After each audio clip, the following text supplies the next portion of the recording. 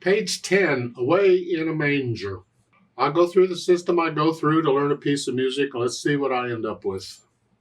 I look it over. I see it's about 4 lines long. I like to have an idea of how long the piece is total. If it's a really long piece, pages and pages, then when I go to learn it, I don't tackle the whole thing. I take it in little bits and pieces. So getting an idea of how long it is gives me an idea of how much to tackle at a time. I'll split it up. This is 4 lines long. I think I can do that all in one chunk. The clef sides are treble and bass clef. It's in 3/4 time signature here, and we have a pickup beat because that first measure only has 1 count in it, and it's supposed to have 3. So we're coming in on beat 3. Means the other 2 beats have to be somewhere else, and they're at the end, at the bottom of page 11. There's 2 counts there, so that's beats 1 and 2. And beat 3 is at the beginning. They just split the measure. All in all, every measure has 3 counts, and that's what we're after. I see a bunch of quarter notes, half notes. Think we can handle all that stuff. The hands are just playing one at a time, so I'm going to go ahead and take both hands together to shorten the video a little bit. The right hand, you're starting 5th finger on the G here. That puts the hand here. And the left hand, when it comes in, you're starting thumb on middle C here, so that puts that here. So we're in middle C position here. And it's 3-1 for the counting. 3, 1, 2, and they're just quarter notes. 1, 2. So you do that. Now there is a little asterisk above the staff on the 2nd G. There's a footnote at the bottom. The asterisk isn't part of the music. This is the way some publishers indicate footnotes to give you additional information. They're telling you you can play that measure in a long, short fashion. So rather than going 1, 2, 3, I could hang on to the first note a little longer.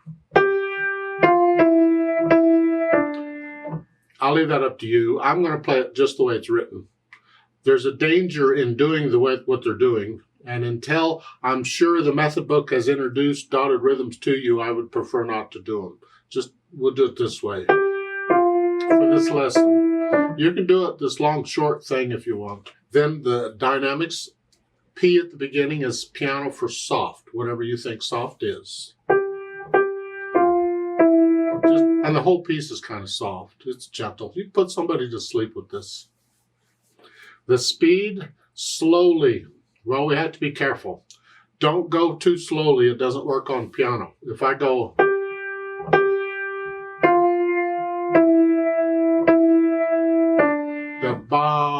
Because the piano is a percussive instrument. You go boom, boom, dies away, boom, dies away. And when you go really slowly like that, it doesn't flow. It's got to flow. It can flow slow, but it's got to flow. So it's just not fast. It's just kind of somewhere in a gentle, nice pace. A little thing I want to talk about. I don't know if they've covered it in the method book by now or not, but when you start getting pickup beats like we have at the beginning, this becomes really important. It's always important, but now it's very important. And that is the thing called natural accents. The first beat of a measure of any time signature, the first beat of a measure gets a natural accent. An accent is when you play the note just a little louder on the piano, just a little bit. Not much, just a little bit. So the first beat of every measure would get just a little bit louder. To give you an idea of that, I could exaggerate it and play it a lot louder. Here.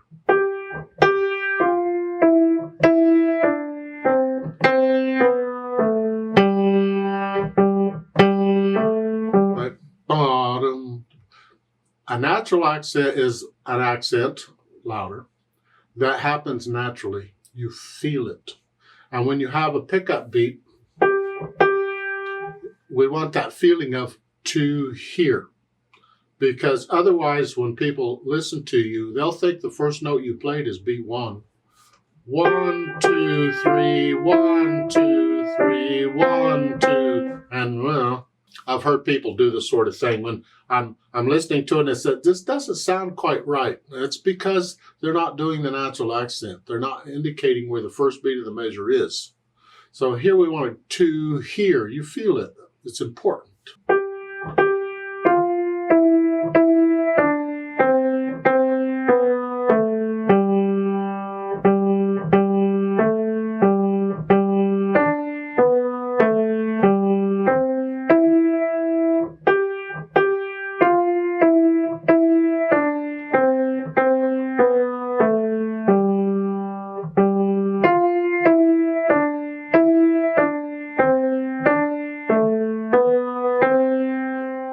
Don't copy me, please. Let's give you an idea.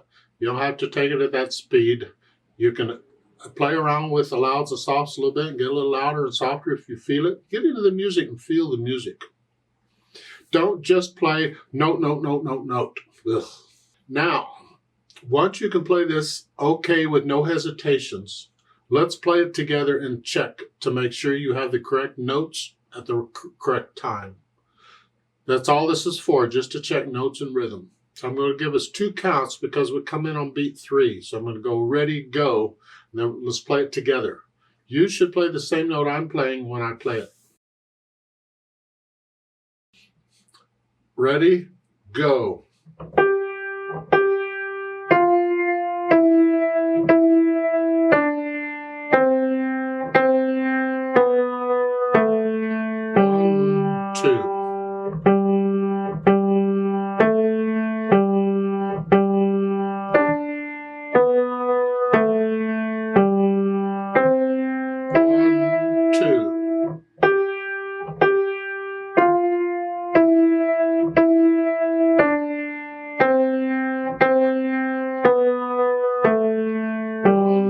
2.